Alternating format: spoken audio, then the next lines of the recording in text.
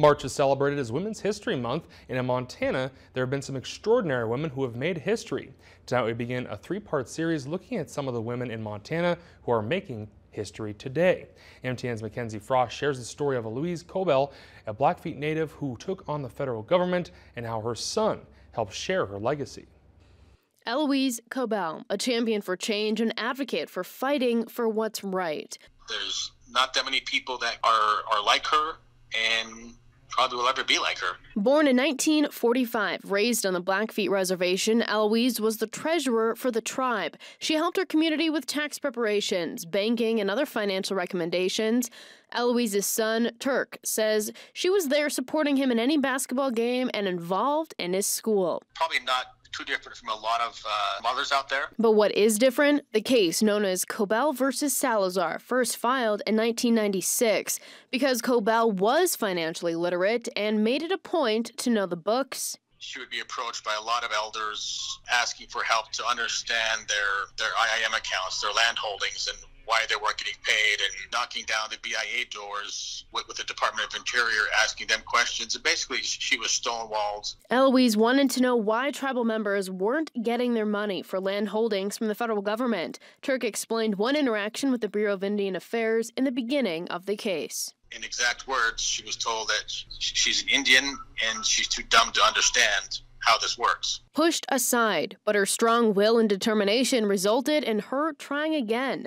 Cobell went to the Clinton administration, only to get stonewalled again by then Attorney General Janet Reno. She decided that day, after she went and sat on the steps of the Lincoln Memorial, that she had enough and she was going to sue the federal government. And she did. She fought for her community. That's just was in her DNA.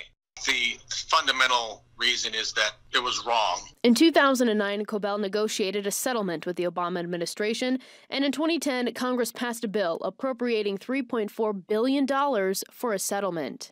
It wasn't personal, it wasn't financial, it was, look, there are people living and dying in poverty. It should not have to be like that. And the federal government is taking their money. That's wrong, and it needs to be fixed. As of November 2016, the federal government has spent about $100 million to buy back the equivalent of 1.7 million acres in fractioned land interests, restoring lands to tribal control. Elouise died in 2011, but her legacy did not. In 2016, Turk got a phone call. It's a pretty surreal phone call when the White House calls. The White House calling to say Elouise would be awarded the Medal of Freedom. It's really awe-inspiring. This recognition doesn't happen to many Americans.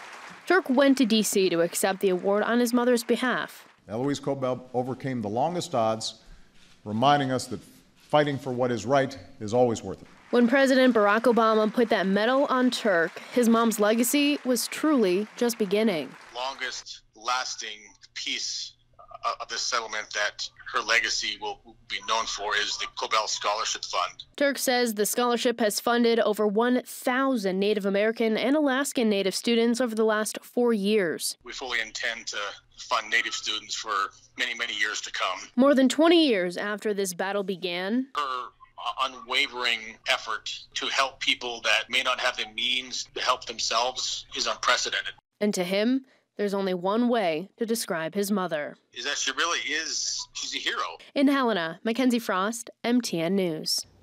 And the Cobell lawsuit is known as one of the largest class action suits in American history, with around 500,000 plaintiffs.